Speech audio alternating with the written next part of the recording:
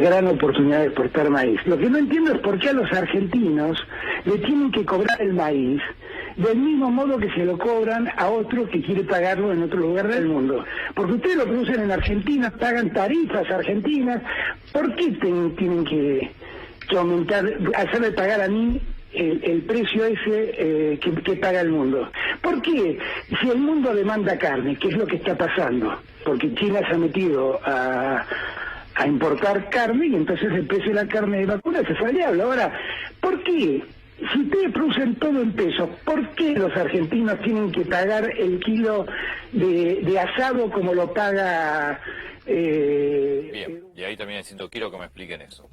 Quiero que me expliquen eso. Bueno, por lo menos dice que no entiende, ¿no? O sea, por lo menos no lo da como una verdad revelada, al menos admite la duda el presidente. Yo creo que hay por lo menos dos errores básicos en lo que está diciendo y un tercer error en la medida general de restringir las exportaciones del maíz con la esperanza de que baje el precio, cosa que sabemos que no va a ocurrir en el largo plazo. Yo me pongo del mismo lado que Alberto Fernández. Digo, Chiván, bueno, es que esto es todo pesos. A ver, el productor produce, siembra, cosecha, produce, cría ganado y la verdad que paga los sueldos en pesos. Paga la nafta en pesos. La nafta, sí, el gasoil en pesos, las boletas de luz, los impuestos, todo pesos. El alimento de los animales, si es un feedlot, lo paga en pesos. Si no, es el campo y está a cría de pasto. Y es todo pesos. En ningún momento el productor tiene que salir a pagar dólares.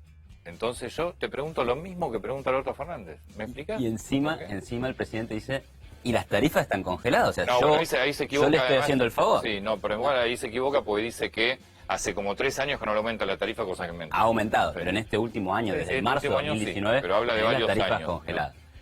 No, el primer error igual, es, digamos... en pesos. Sí, pero es que el primer error es este de pensar que los costos son los que definen los precios. O sea, los costos no definen los precios. Entonces, digamos, a ver, si los costos definieran los precios... Ninguna empresa quiebra. O sea, ¿cuáles son tus costos? 20. ¿A cuánto vendés? A 25. Sí, y tus costos son 40. ¿A cuánto vendés? A 45. Y ya está, ¿no? En definitiva, el bolsillo del consumidor tiene un límite. Y el precio lo pone la demanda.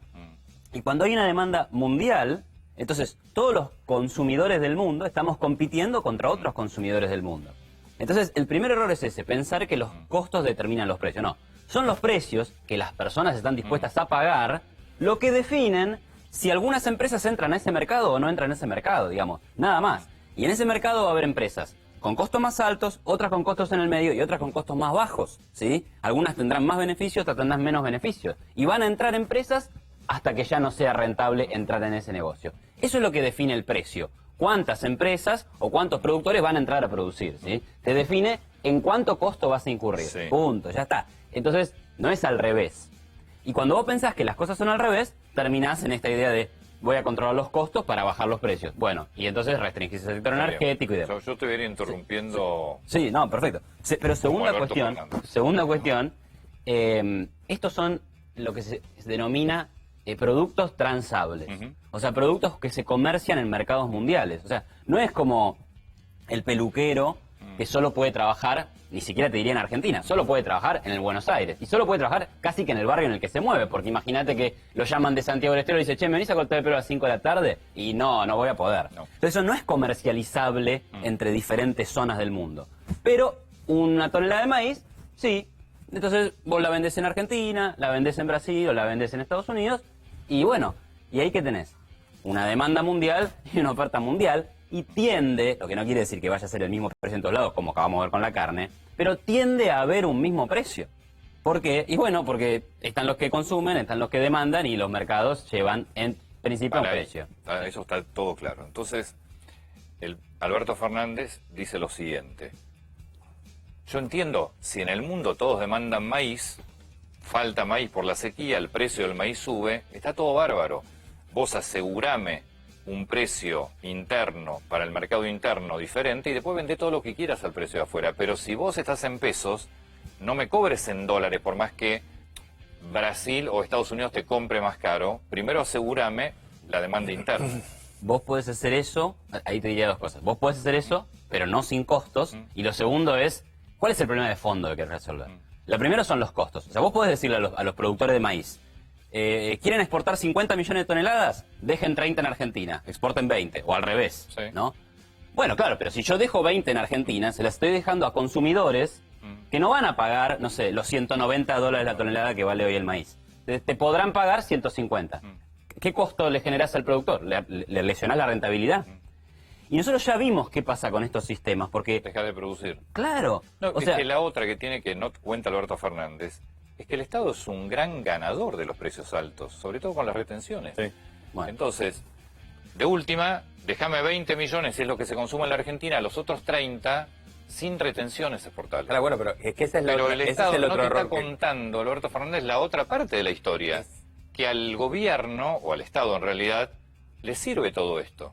Perdón, ese es el otro error Claro. que comete cuando dice exporten todo lo que quieran al precio que quieran. No, al precio No, que quieran no. no, por eso La digo, soja en Argentina ya no tenés. vale 500 Bueno, dólares, la soja en pero Argentina vale la otra que 200 puedes hacer dólares. es, asegúrame, vos querés un precio bueno en el mercado local, listo. Esta es la demanda del mercado local, este es el precio. No me cobres un solo impuesto de retenciones en el resto No, pero del perdona, transporte. y otra cosa, y no me obligas a liquidártelo un dólar que no existe. ¿Entendés?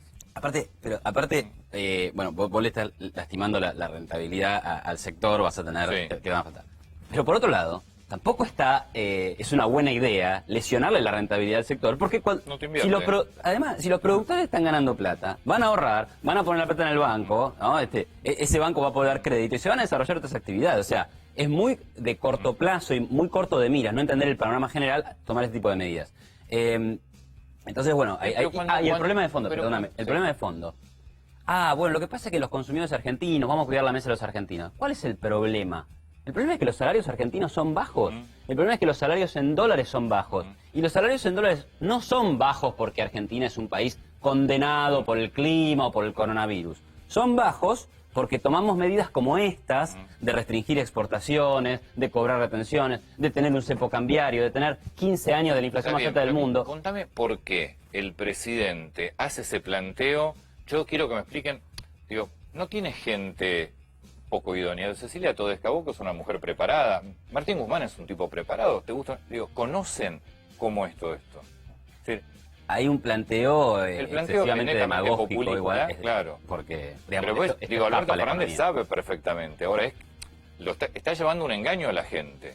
El tema de precios versus costos, el tema de productos transables, eso se estudia No, pero en un después curso tenés- básico de economía. Pero O sea, después claro, pero tenés todo el capítulo impuestos.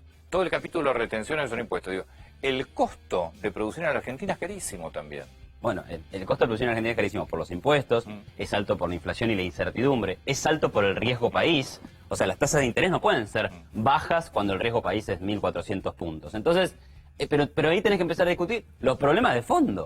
O sea, el problema no es si exportamos 5 granos de maíz más o 5 granos de maíz menos. Nunca vas a resolver un problema estructural con un parche, con una medida cortoplacista y encima con más intervencionismo. O sea, digamos, el problema de la economía argentina es que no crece producto de un excesivo intervencionismo económico. De un gasto público que- gigantesco. El gasto público, el déficit fiscal, que destruye los incentivos. Entonces, si vos no tenés incentivos a producir, no vas a producir. Si vos no producís más, entonces no va a haber más demanda de empleo. Si no hay más demanda de empleo, no van a subir los salarios en términos reales. Y si no suben los salarios en términos reales, entonces vos vas a decir, uy, che, pero la gente que no puede comer asado, la gente que no puede comer buen pan.